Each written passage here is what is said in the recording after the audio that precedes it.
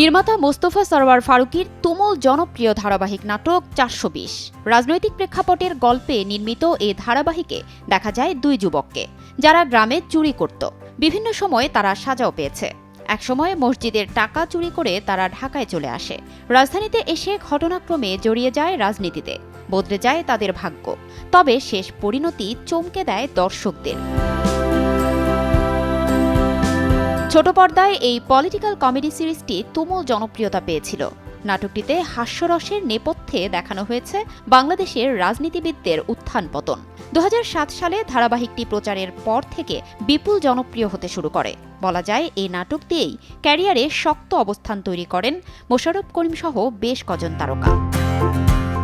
প্রায় ১৬ বছর পর এবার আসছে ৪২০ সিরিজের সিক্যুয়াল ৮৪০। নির্মাণ সম্পন্ন হলেও নানা কারণে দীর্ঘদিন ধরে আটকে ছিল ধারাবাহিকটি। তবে কবে আসছে সে বিষয়ে নিশ্চিত কিছু না জানালেও নির্মাতা নিজেই বৃহস্পতিবার তার ভেরিফাইড ফেসবুক প্রোফাইলে একটি রিল শেয়ার করেন, যেখানে লিখেছেন, পলিটিক্যাল স্যাটায়ারের জন্য বাংলাদেশ সবসময় উর্বর ভূমি, যে কারণে ২০০৭-এ তৈরি হয়েছিল 420। কিন্তু গত ১৫ বছরে রাজনৈতিক দেউলিয়াত্ব ও তামাশা সবকিছুকে ছাড়িয়ে গেছে। এবার তাই আসছে 420 এর ডাবল আপ 840। ফারজানা লিনা, সময় সংবাদ, ঢাকা।